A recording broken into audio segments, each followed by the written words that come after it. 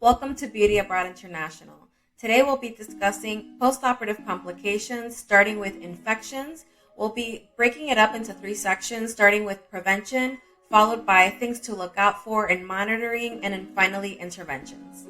So when it comes to postoperative complications such as infections, I'd just like to preface all of this information by saying that no matter how good your surgeon is or how sterile his technique is or how many YouTube videos you've watched or books you've read so that you can be fully prepared for your surgery and do everything right, infections and other postoperative complications are still possible. So there are things that you can do to decrease the incidence of any of these complications from happening. And so my goal today is to kind of give you those pointers and those tips so that you can take a proactive approach to your own recovery. So the first thing that you can do in the prevention of infections after surgery actually starts even before surgery ever happens.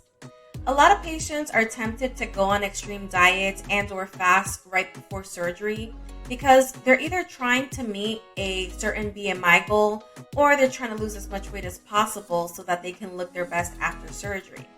The problem with extreme dieting and or fasting right before surgery is that it puts an undue stress on your body, and it also depletes your body of certain nutrients that it's going to need to not only recover after surgery, but actually during surgery. And so you don't want to go into surgery in a depleted state where you're lacking nutrients and calories, because that can actually put you at a higher risk for complications during the surgery itself, and then also delay and impair your healing after surgery, which also goes into your immune system. Because if your immune system is compromised due to a lack of nutrition, you're more likely to have postoperative complications like infections. So my recommendation is that if you do need to lose weight for your surgery, that you try to pace your dieting and do it in a healthier way that's not too extreme, and ensure that you're still getting enough nutrients and calories to keep your body healthy while also being able to lose weight. It's always a good idea to try to maintain your weight for some time before you actually have surgery so that it can kind of ensure or increase your chances of keeping that weight off after surgery. So the second thing that you can do in preventing postoperative infections actually also starts before the surgery ever happens. In the hospital, we give all of our surgical patients a special antibacterial soap called CHG soap. It's a chlorhexidine gluconate soap, and it decreases the amount of bacteria on your skin to decrease the incidence of infection after surgery. So I actually have a bottle of it here. Hopefully you guys can see it. It's also called surgical scrub in some cases, but you can find these at most drugstores in the wound care aisle. You can always ask your pharmacist for help with finding it.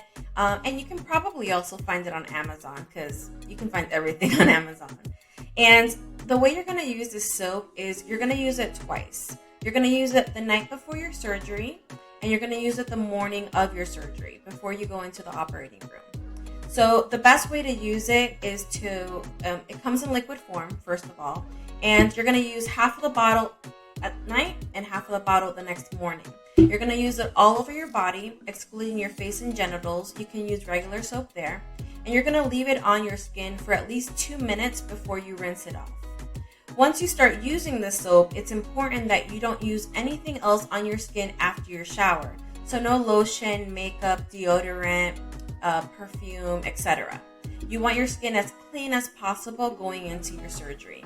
The next morning, before you go into the operating room or the surgical center, you're going to do the same thing. Put it on, leave it on for 2 minutes, and then wash it off, and that's it. Now, another recommendation is that once you start using the soap, you make sure that the towel, your pajamas, your bed sheets, and the clothing that you're going to wear the next morning going into the surgery center are freshly out of the wash. This will ensure that everything touching your skin is as clean as possible.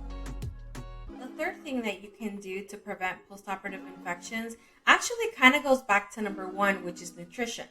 Now that your body's gone through surgery, which is a big stressor on your body, it's going to have a lot of demands and a lot of needs in order to recover from surgery, heal properly, and also ward off any potential bacteria that might be taking or trying to take advantage of your compromised state.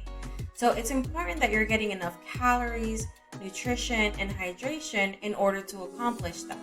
Now is not the best time to try to diet or restrict yourself from eating enough food, because your body really needs it, especially for the first couple of weeks. The other thing, the other part of that is to take a probiotic. As many of you know, depending on the surgery, or with most surgeries, you're going to be on an antibiotic after surgery. This is, again, to prevent infections. But as many of you know, taking antibiotics can wreck your GI system, give you yeast infections, and also kill off the good bacteria that is needed to ward off the bad bacteria. The majority of your immune system actually lies within your GI system. So taking a probiotic every day will help keep your immune system high. It'll restore the natural good bacteria in your system to prevent things like yeast infections, and also help your healing process so you can have a smooth recovery. Our fourth tip for preventing postoperative infections is good incision care. And depending on the kind of surgery you had and also your surgeon's preference, you may or may not have dressings that need to be changed daily. Some surgeons do use special dressings that you do not need to change or replace until they see you in the office, and some do require you to have daily dressing changes. So always follow your doctor's recommendations and orders regarding that. So the most important thing that you can do is keep your dressings and incisions as clean and as dry as possible. If you do have a dressing in place and your doctor has allowed for you to shower, it's important to cover the dressing with plastic wrap and tape in order to keep the area from getting wet during your shower. If you don't have any dressings in place and it's just the open incision and your doctor says that it is okay for you to shower, then you can let soapy water run over it. Just make sure that you don't rub the area directly, and when you go to dry off, make sure that you dry off your incision with clean gauze. So just to recap, the 4 things that you can do to prevent postoperative infections are: number 1, avoid any extreme dieting and or fasting right before surgery to make sure that your body has the adequate nutrients, calories, and hydration that it'll need to not only get through surgery, but also recover afterwards. Number 2, use a CHG soap twice, the night before surgery and the morning of. Leave on for 2 minutes before rinsing. And once you start using the soap, don't apply anything else to your body, such as lotion or makeup. We also recommend changing your towel and your bed linen the night before surgery, and also making sure that your pajamas and the clothing that you're going to wear the next morning are freshly laundered to make sure everything touching your skin is as clean as possible. Number 3, postoperatively, make sure that your nutrition is adequate in calories, nutrients, and hydration so that your body has the best chance to heal properly and also minimize scarring. Take a probiotic daily to restore all the good bacteria in your GI system and help reinforce your immunity. And finally, number 4, good incision care. So make sure that the incisions are kept as clean and as dry as possible. Follow your surgeon's recommendations for showering and changing your dressings, and have a wonderful recovery. I hope you found this video helpful and informative. Any questions, feel free to reach out to me. And as always, first and foremost, follow your surgeon's recommendations and orders. None of the content in my videos is meant to treat, diagnose, or cure any medical condition, nor should it be taken as medical advice. All of the content in these videos are strictly information. Congratulations on your surgery.